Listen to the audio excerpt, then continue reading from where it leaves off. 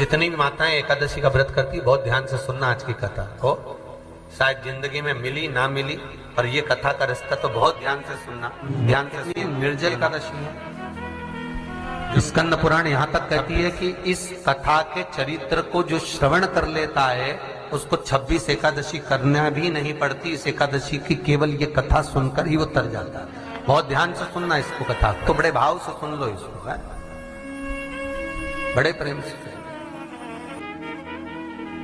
इसलिए सारी एकादशियों में निर्जला एकादशी की महत्वता शास्त्र प्रमाण करता है महाराज। निर्जला एकादशी का उद्यापन जो करा जाता है, उसका उद्यापन और प्रदोष का जो उद्यापन करा जाता है, इन दोनों का क्रम लगभग एक जैसा ही। तो निर्जला पहुंची है, और निर्जला ने जाकर भगवान नारायण से निवेदन करा। भगवान विष्णु ने पूछा, क्या बात है निर्जला, आज तुम खेलती हुई यहां पर आकर खड़ी हो गई, क्या हुआ, क्या है? क्या तुमको गौलोक धाम में आनंद की अनुभूति नहीं हो रही जो तुम बैकुंठ में आई हो? निर्जला घूमती घूमती भगवान के सम्मुख में पहुंच गई। भगवान ने पूछ रहे हैं, बार बार पूछा, निर्जला हुआ क्या तुमको?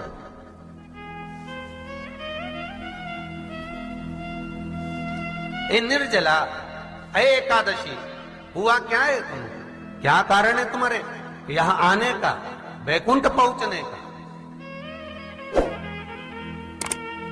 बहुत ध्यान देना महाराज। शास्त्र कहता है सोमवार, मंगलवार, बुधवार, गुरुवार, शुक्रवार, शनिवार, ये देवता वो देवता सबके व्रत कर लो, सारे व्रत कर लो, पर ये व्रत आपको परमात्मा के धाम तक लेकर नहीं जा सकते, क्योंकि इनका जो पुण्य है वो मृत्यु लोक में आप थोड़ा सा भी व्रत करते हैं तो पुण्य समाप्त हो जाता है। पर हिंदू धर्म के 3 व्रत ऐसे बता दिए जिन व्रतों का पुण्य समाप्त नहीं हुआ।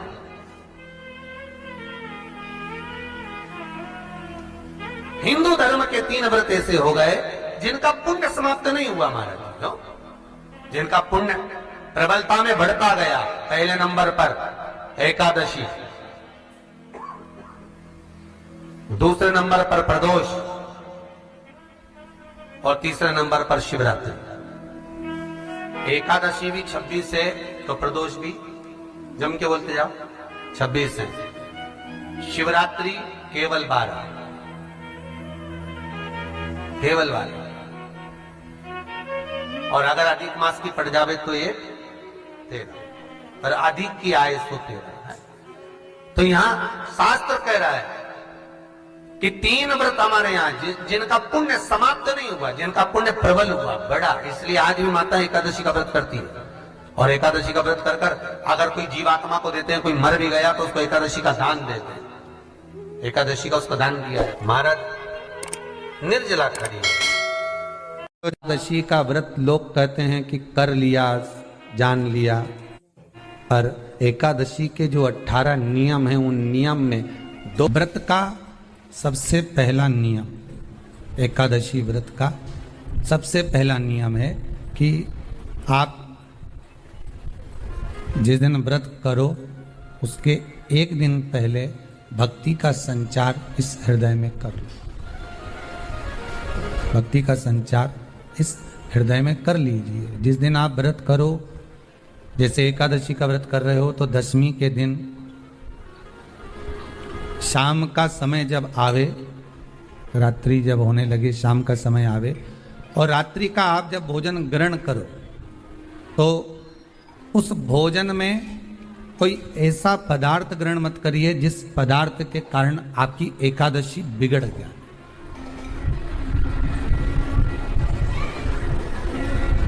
कोई बेकार भोजन हमें ग्रहण नहीं करना, श्रेष्ठ भोजन ग्रहण करिए दशमी। और एकादशी का दूसरा नियम बहुत ध्यान से सुनिएगा।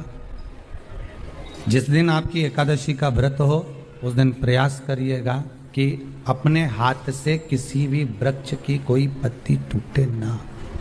अपने हाथ से किसी भी वृक्ष की, पौधे की, किसी भी वृक्ष की पत्ती अपने हाथ से ना टूटे।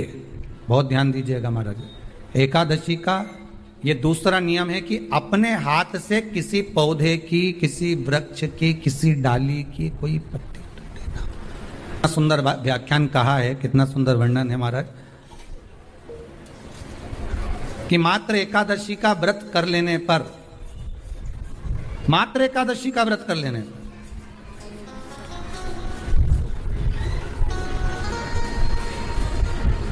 जो पूर्व में किया गया हमारा पाप कर्म है, हमने किसी जीव की हत्या करी है, हमने किसी को कष्ट प्रदान करा है, हमने किसी को अपशब्द कहा है, हमने किसी को ताने दिए, हमने किसी को आड़ा टेढ़ा कहा है, हमने किसी को गालियां दे दी है, मात्र एकादशी का व्रत ही कर लेने पर ये सारे जो दोष हैं वो समाप्त हो जाते हैं।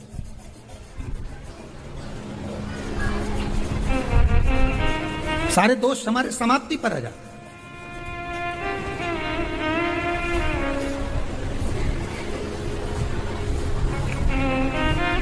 अब एक विचार करिएगा थोड़ा सा अपने मन में, अपने चित्त में, अपनी वृत्ति में एक बात उतारिएगा, एक अपने मन में एक बात को उतार कर रखिएगा कि आप अपने पाप को, अपने पाप कर्म को जिस दिन छिन्न करने वाले हो, समाप्त करने वाले हो, अपने पाप को आप जिस दिन समाप्ति पर लेकर जा रहे हो, तो उसके एक दिन पहले आपको प्रसन्नता होना चाहिए कि नहीं होना चाहिए कि कल मेरा पाप कटने वाला है, कल मेरा पाप समाप्त होने वाला है। जो मैंने पाप कर्म करा है वो समाप्त होगा, जो मैंने पाप कर्म करा है वो कल समाप्त हो जाएगा। तो एक दिन पहले आपके चेहरे पर प्रसन्नता हो कि ना हो?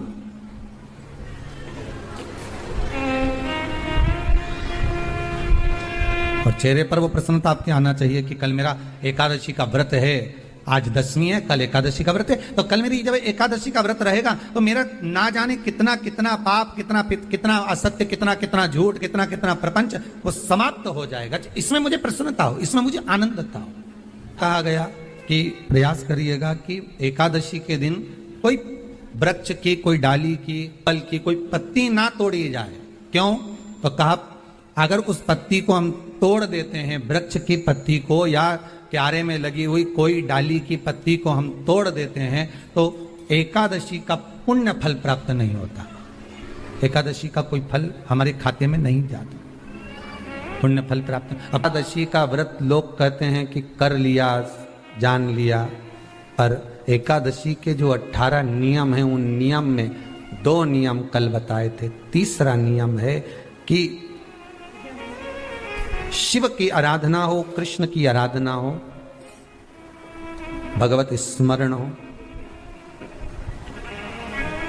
दसवीं, 11 और द्वादशी, दसवीं, एकादशी और द्वादशी। एकादशी का व्रत, दसवीं की रात्रि को जो आप भोजन करें वो सात्विक करें, एकादशी के दिन भोजन ना करें, अन्न का भाग ग्रहण ना करें, अन्न का भाग ग्रहण ना करें।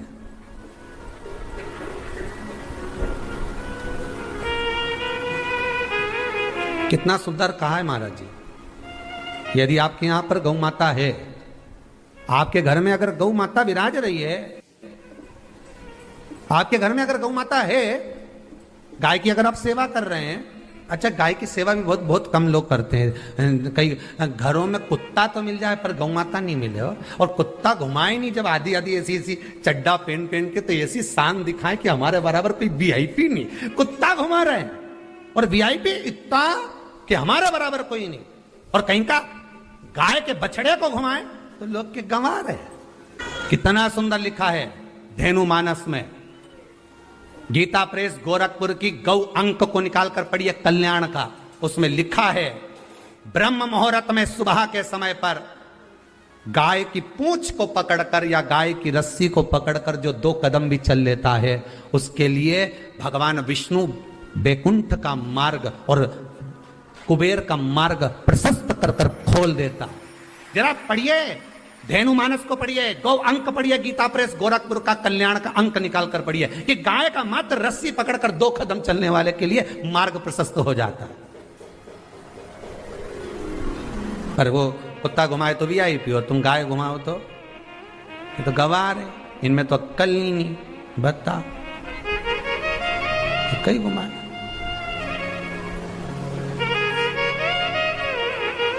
श्रेष्ठता नहीं रही भाई। समझो थोड़ा कथा को, थोड़ा चोट लगेगी हृदय को, तुम्हें बुरा लगेगा,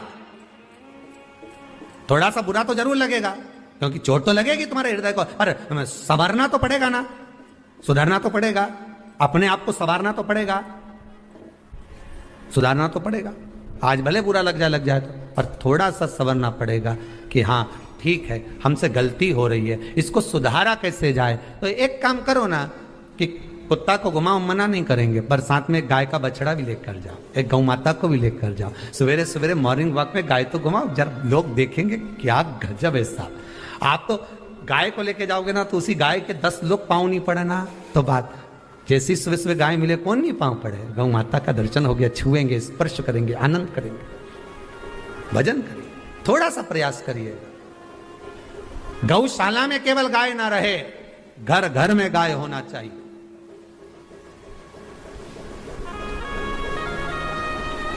यहां पर तीसरे नंबर का जो, चौथे नंबर का जो उपाय बताया है, उपवास करने का जो नियम बताया, उसमें वर्णन किया, एकादशी के दिन अगर आपका व्रत है तो आप भूलवश भी डब्बे में रखी हुई रोटी गाय को ना देते हुए कुछ थोड़ा सा फलहार, कोई केला, कोई सेब, जो आप खाते हो, अंगूर, पपीता, जो आप ग्रहण कर रहे हो, उसका थोड़ा सा भाग आप गाय को प्रदान करो, थोड़ा सा भाग आप गौ माता को प्रदान करो, थोड़ा सा। महाराज एकादशी का व्रत का महत्तम कराए, थोड़ा सा फल दो, एक केला दो, एक सेब दो, पपीता दो, तुम जो फलहार कर रहे हो, चाहे तुम मोरधान पा रहे हो, चाहे तुम जो सामग्री पा रहे हो, पर वो थोड़ा सा दो, और गौ माता को उस दिन फलहार दो, अगर एकादशी का आपका व्रत है तो। पर दोष है आपने एकादशी का व्रत तो करा, पर सामने गाय आई ना तो आपने फलाहार नहीं दिया, रोटी ही दी है, रोटी ही दी है, डब्बे में से निकाल के ले गई, गाय आई है रोटी देना, देव मना नहीं। बाकी के दिन आप आपके बेटे से कह दो रोटी दिया बेटा जा, पर आप अपने हाथों से, आपका व्रत है तो आप फलाहार आप कर रहे हो, तो फलाहार का ही दान गौ माता को दीजिए।